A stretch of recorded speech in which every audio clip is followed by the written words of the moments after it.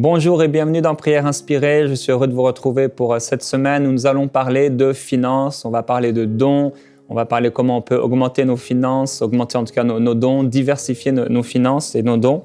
Et aujourd'hui, on reçoit le témoignage de Michel, Michel qui est camerounaise. Elle dit « J'ai donné ma vie à Jésus il y a 1 an et hier, lorsque je suivais une prière du pasteur Jérémie et son épouse Annabelle pour le baptême du Saint-Esprit, j'ai été visité et c'était quelque chose d'extraordinaire.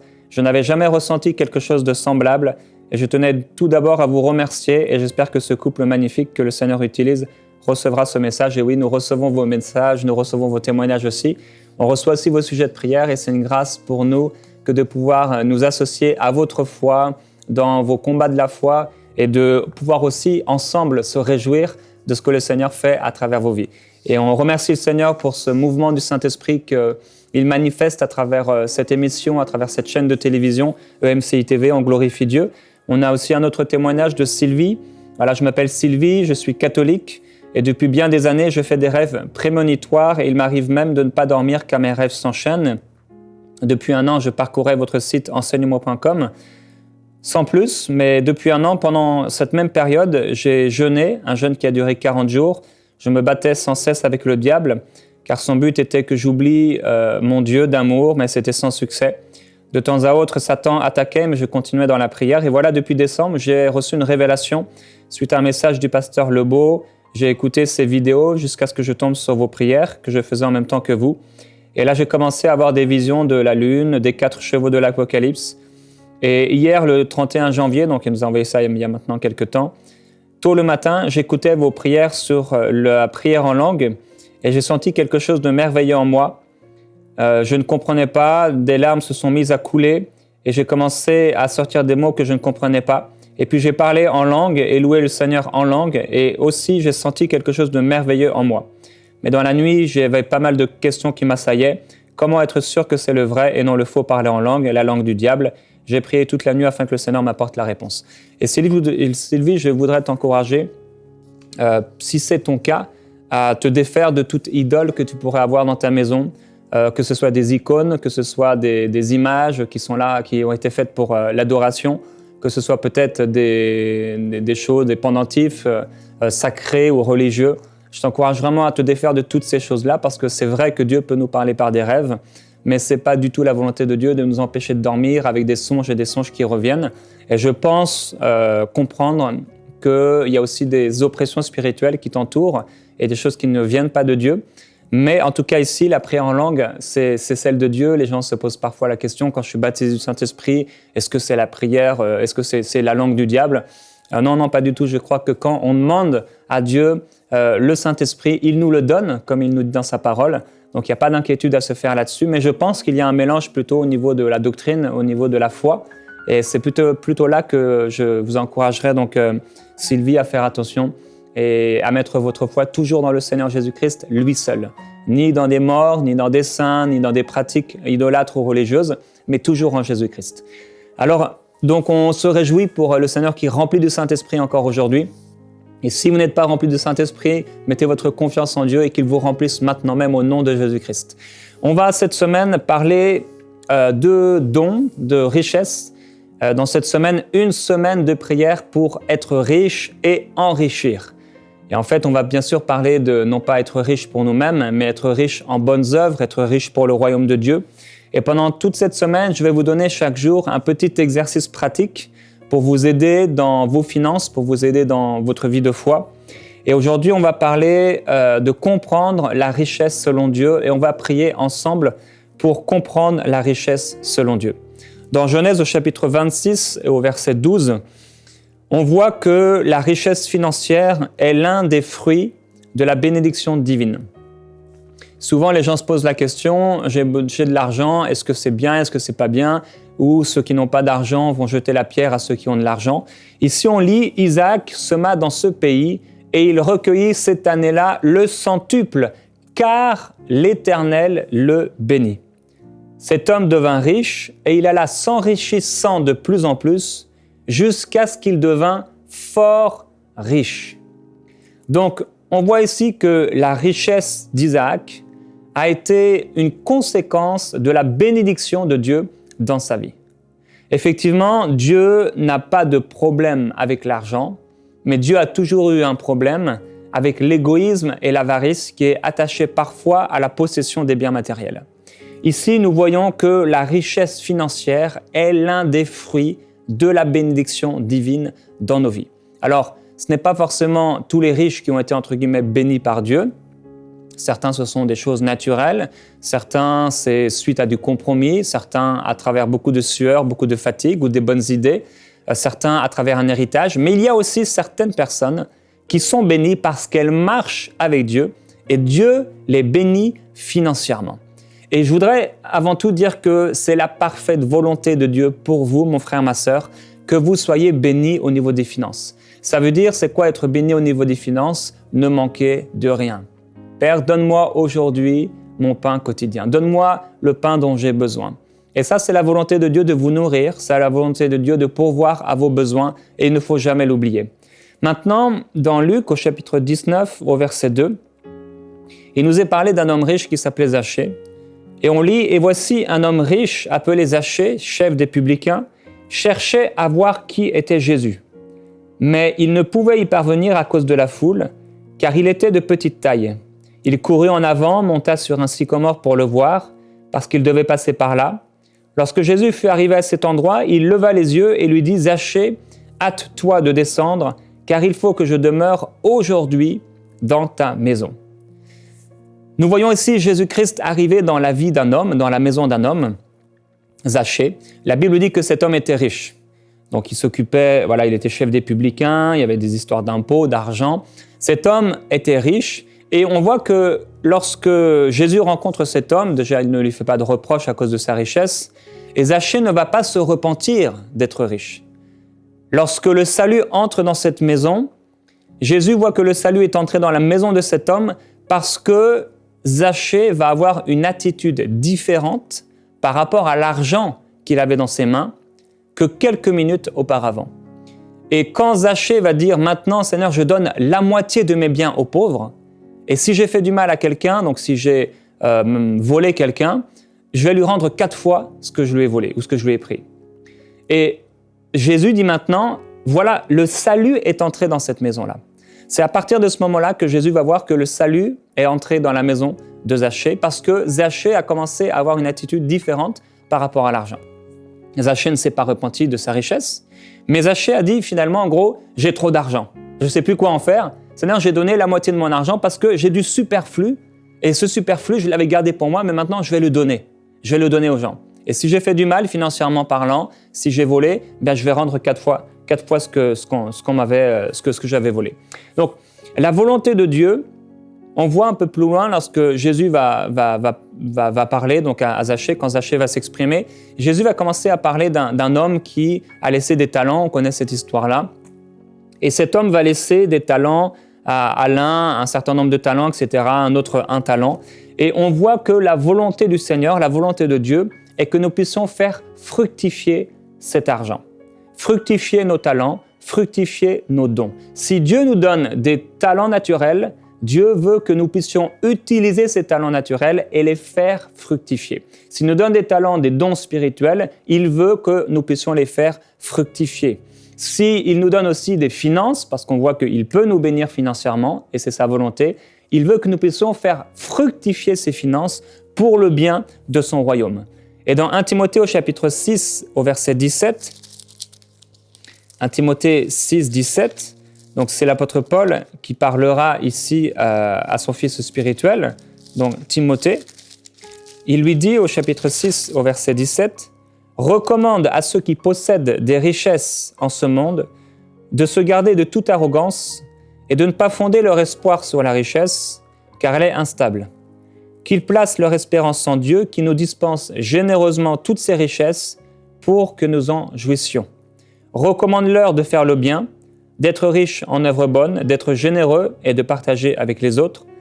Ils s'assureront ainsi pour l'avenir un beau capital placé en lieu sûr afin d'obtenir la vraie vie. » Donc, la recommandation ici que l'apôtre Paul va faire à Timothée pour qu'il recommande lui-même à ces gens riches, il ne dit pas « vous êtes riches, vous avez péché parce que vous avez de l'argent et beaucoup d'argent », mais il leur dit que c'est Dieu qui nous dispense généreusement toutes ses richesses pour que nous en jouissions. Qu'est-ce que l'apôtre Paul est en train de dire ici? Il est en train de dire finalement, vous les chrétiens qui êtes riches, vous êtes riches parce que c'est Dieu qui vous a donné ces choses-là, il vous a donné généreusement pour que vous puissiez en jouir, ça veut dire en profiter, en bénéficier. Donc, Dieu vous a fait prospérer pour vous bénir parce qu'il vous aime. Mais il dit d'un autre côté que maintenant, les riches, non, ne vendez pas tout, ne donnez pas forcément la moitié aux pauvres ou la moitié de vos biens, mais il leur dit d'être riches en œuvres bonnes, d'être généreux et de partager avec les autres. Voilà la recommandation de l'apôtre Paul aux riches, riches en œuvres bonnes, soyez généreux et partagez avec les autres. Et c'est ainsi que les riches peuvent être approuvés de Dieu. Si vous avez de l'argent, plus que la nourriture et le vêtement, vous ne serez pas approuvé par Dieu si vous gardez tout cet argent pour vous-même. Et c'est pour ça que le salut, Jésus a pu voir que le salut était entré dans la vie de Zachée parce qu'il a commencé à faire quelque chose de différent avec son argent. Maintenant, souvent les gens diront « mais moi je ne suis pas riche.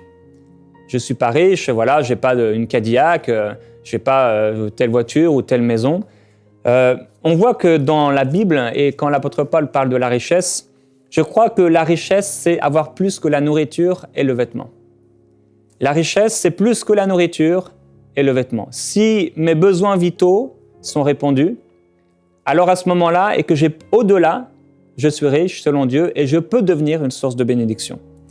Et ce n'est pas forcément ceux qui vivent dans de grosses maisons luxueuses, qui ont des grosses voitures, qui sont les plus riches, mais c'est ceux qui ne doivent rien à personne et qui ont assez pour eux et assez pour donner. Toujours, Paul à Timothée, il dit dans 1 Timothée 6, verset 6, « C'est en effet une grande source de gain que la piété avec le contentement, car nous n'avons rien apporté dans le monde, et il est évident que nous n'en pouvons rien emporter. Si donc nous avons la nourriture et le vêtement, cela nous suffira. Mais ceux qui veulent s'enrichir tombent dans la tentation, dans le piège et dans beaucoup de désirs insensés et pernicieux qui plongent les hommes dans la ruine et la perdition. » Et plus tard, il dira « Pour toi, homme de Dieu, fuis ces choses. » Ici, il parle de ceux qui veulent s'enrichir, qui tombent dans la tentation. Vouloir s'enrichir peut nous faire tomber effectivement en tentation, mais il y a une différence entre ceux qui veulent s'enrichir et ceux qui veulent enrichir. Il y a une grande différence entre vouloir s'enrichir personnellement et vouloir enrichir les autres. C'est pour ça que pendant cette semaine, on va prier pour être riche en œuvres bonnes et enrichir les autres. Il y a une très grande différence. Zachée, il avait beaucoup trop pour lui et il ne savait pas que faire de son argent. Et je prie, on va prier pendant ce moment de prière, que Dieu nous ouvre d'abord les yeux sur la richesse. Qu'est-ce que c'est la richesse dans son cœur? Et aujourd'hui, l'exercice que je vous donnerai à faire pratique à la maison, c'est de noter sur un document tous les dons que vous avez faits personnellement depuis le 1er janvier de cette année. Et vous pouvez faire une feuille comme ça sur le site enseignement.com. Je vous la mettrai en téléchargement. Vous pourrez la retrouver sur cette série, donc en document Excel et aussi en PDF. Vous pourrez la télécharger. Et sur ce document, vous pourrez mettre donc à gauche du document les personnes à qui vous avez fait vos dons et chaque mois de l'année. Et finalement, ça va vous donner un montant mensuel, un montant annuel. Et on reparlera de cette feuille au cours de cette semaine. Mais d'ici à demain, qu'on se retrouve dans Prière Inspirée, notez sur un document tous les dons que vous avez effectués, que ce soit à des individus, que ce soit à des associations, organismes ou églises. Et demain, on reviendra sur cette feuille-là et vous comprendrez pourquoi je vous encourage à faire cela. Maintenant, on va passer du temps à prier. Et on va prier pour qu'on puisse comprendre la richesse selon Dieu. Parce que souvent, on a vu la richesse comme quelque chose de mauvais. On a vu le fait d'avoir de l'argent comme quelque chose de mal. Or, les routes de la Nouvelle Jérusalem sont pavées d'or. Et Dieu dit lui-même que l'or et l'argent, ça lui appartient. Et aussi vrai qu'on ne pourrait pas trouver chez Dieu un bar, une boîte de nuit, des choses impures ou mauvaises, on retrouve cependant chez Dieu de l'or et de l'argent. L'or et l'argent, ce n'est pas des choses qui sont mauvaises, mais ce sont des choses qui sont bonnes. Et je veux prier pour vous personnellement. Vous avez peut-être aussi des soucis financiers. Et peut-être vous dites, moi je ne suis pas riche, moi je n'ai pas d'argent. Et je voudrais prier pour vous afin que Dieu pourvoie selon sa richesse et avec gloire en Jésus-Christ. Et après, on va prier pour comprendre cette richesse selon Dieu. Si vous avez des problèmes d'argent, si vous êtes en couple peut-être à la maison, vous pouvez vous prendre par la main là où vous vous trouvez. Et si vous êtes peut-être célibataire ou tout seul, je veux aussi prier pour vous, quel que soit que vous soyez seul, en couple ou en famille. Père, maintenant, je crois que de la même façon que tu as béni Isaac, tu veux nous bénir parce que nous sommes tes enfants. Tu es un bon Père céleste. Tu ne veux pas nous voir dans le manque. Tu ne veux pas nous voir, Seigneur, manquer, être dans la privation. Tu ne veux voir aucun de tes enfants être privé de nourriture, de vêtements.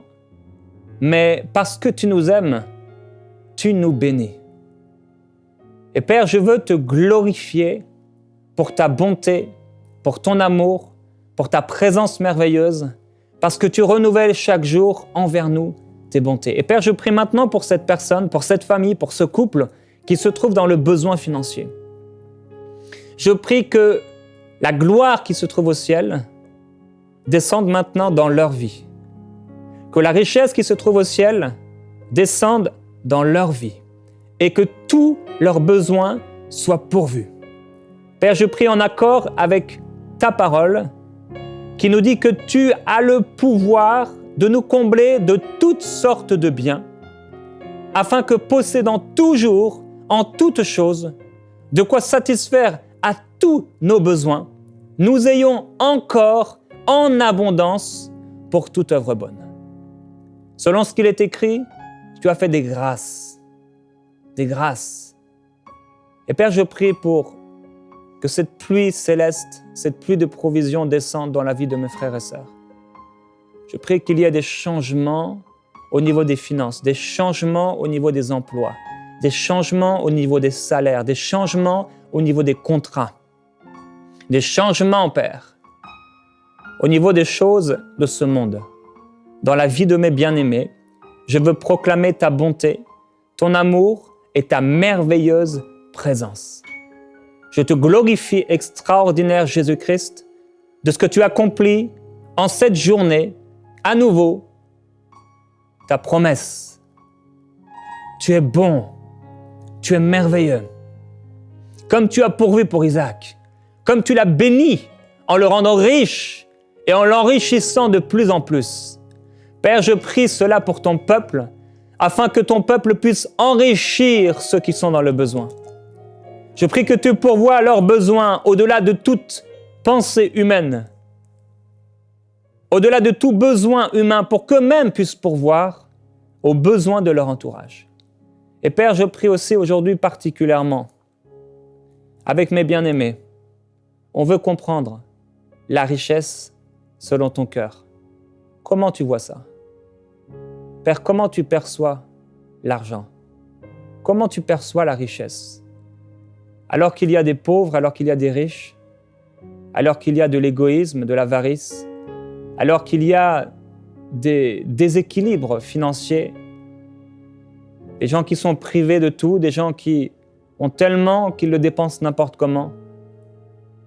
Père, je prie que tu nous donnes ton intelligence pour comprendre l'utilisation de la richesse selon ton cœur.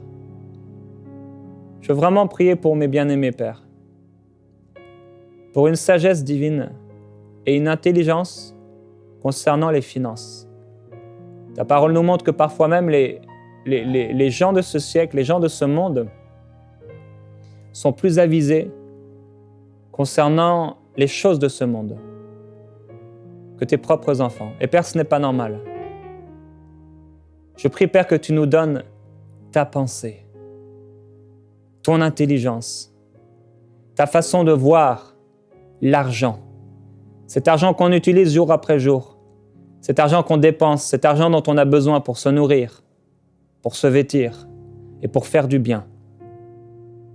Père, pendant ce moment particulier, instruis-nous, rends-nous sages en vue du bien.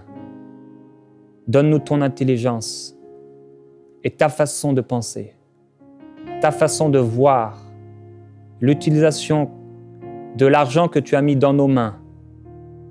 Parce que nous voulons, Père, que l'argent que nous utilisons soit sanctifié. Je prie pour vous, frères et sœurs, que votre argent soit sanctifié. Je veux bénir maintenant même vos finances. Je veux bénir les finances qui sont sur votre compte bancaire, sur vos comptes bancaires que vous avez à la maison. Bénir vos salaires, bénir toute entrée financière. Je bénis ces finances au nom de Jésus-Christ, mais avec cette sanctification des finances, vient aussi forcément des décisions et des choix pour l'obéissance à Dieu. Et je veux maintenant vous encourager dans le Seigneur pendant que vous êtes en train de prier pour comprendre la richesse selon Dieu, à vous défaire de tout compromis, à vous décharger de tout contrat, comme on appelle en France, véreux, c'est-à-dire établi dans le compromis, des choses mauvaises, des choses injustes qui ne sauraient plaire à Dieu, afin que tout votre argent soit sanctifié par la prière. Je te glorifie, Seigneur. Je prie pour une sagesse spéciale, une intelligence, une compréhension nouvelle des finances. Quand Zachée t'a rencontré, Seigneur Jésus-Christ, son cœur a été changé par rapport à l'utilisation de l'argent qu'il avait. Auparavant, il avait le même argent, mais quand il t'a rencontré, il a décidé de donner la moitié de tout ce qu'il avait. Et il a aussi décidé de changer son attitude par rapport à des vols inconscients ou conscients qu'il aurait pu faire à certaines personnes, des choses qu'il devait à certaines personnes. Et Père, c'est notre décision aujourd'hui. Alors que tu nous enrichis de ta connaissance, nous voulons enrichir plusieurs. Merci Père. Je prie pour les chefs d'entreprise. Je prie pour ceux que tu appelles à être des investisseurs. Père, remplis-les de ton intelligence. Remplis-les de la véritable connaissance. Je prie pour ceux qui sont en train de tomber dans ce désir de s'enrichir, tomber en tentation. Je prie pour ces croyants qui voulaient prospérer pour ton œuvre, mais qui petit à petit sont devenus de plus en plus avares et égoïstes. Je prie pour des changements au nom de Jésus-Christ. Qu'ils soient comme Zachée, faisant le bien, partout autour d'eux. Père, on veut comprendre parce que tu parles tellement de l'argent dans ta parole. Et alors qu'il y a eu tellement de chrétiens qui ont été abusés, manipulés à cause de l'argent et par des faux prophètes, par des faux enseignants, par des ouvriers trompeurs, des loups déguisés en agneaux, en anges. Et alors qu'aussi d'un autre côté, Père, il y a une réaction de toutes sortes de personnes qui étaient dégoûtées des messages sur les finances, sur l'argent. Je prie que tu mettes ton équilibre dans nos cœurs et dans la vie de tous ceux qui écoutent, parce que l'argent peut faire du bien.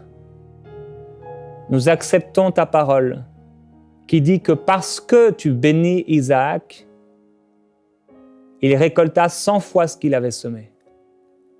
Que parce que tu bénis Isaac, il s'enrichit de plus en plus, au point qu'il devint très, très riche.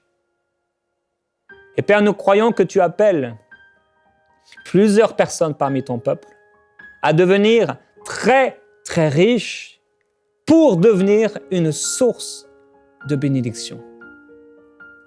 Père, rends-nous intelligents concernant l'argent qu'on utilise tous les jours. Rends-nous intelligents par rapport à l'utilisation de nos salaires, à l'utilisation du surplus, à l'utilisation de l'argent que tu nous donnes, à l'utilisation même peut-être parfois de dons que nous pouvons recevoir ou de chèques que nous pouvons recevoir du gouvernement, de la famille, des amis, des choses que nous n'avions pas pensé recevoir.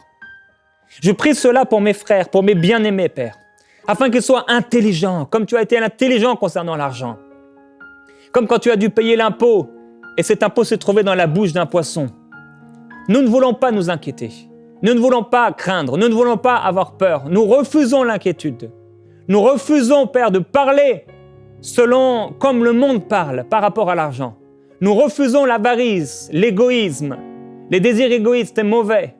Nous refusons l'inquiétude et la peur parce que tu nous montres que même Salomon n'a pas été vêtu comme tu vêtis, Seigneur, comme tu revais les épis des champs.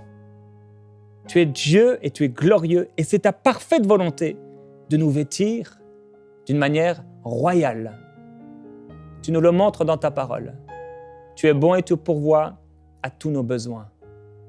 Merci pour cette parole précieuse. Merci pour ton amour. Merci pour ton cœur. Merci parce que l'or et l'argent t'appartiennent et tu veux pourvoir à nos besoins. Père, je prie encore et je te demande encore. Fais-nous comprendre la richesse selon ton cœur. Fais-nous comprendre l'utilisation de l'argent. Fais-nous comprendre comment nous pouvons utiliser l'argent d'une bonne façon selon ton cœur. Au nom de Jésus-Christ. Alléluia. Frères et sœurs, on a prié brièvement aujourd'hui, mais je crois que Dieu va éclairer plusieurs personnes. Des gens, des croyants qui utilisaient l'argent d'une mauvaise façon, et Dieu va les éclairer. Et des gens aussi qui vivaient simplement pour eux-mêmes et qui ne comprenaient pas qu'avec l'argent, ils pouvaient faire du bien. Je pense que Dieu va aussi vous éclairer. Il y a aussi un autre type de personnes peut-être qui sont prospères, qui ont beaucoup d'argent, mais qui ne savaient pas comment utiliser l'argent ou qui l'utilisaient égoïstement. Et je crois que Dieu va vous éclairer. Soyez simplement ouverts pendant cette semaine. On va continuer à parler de finances, à parler de dons. Ça va être très intéressant pendant cette semaine. Alors continuez à nous suivre et je vous dis donc à demain dans Prière Inspirée. Commencez donc à noter les dons que vous avez faits depuis le 1er janvier et demain on reviendra sur cette feuille que vous avez faite. Envoyez-nous vos sujets de prière à prière@enseigne-moi.com.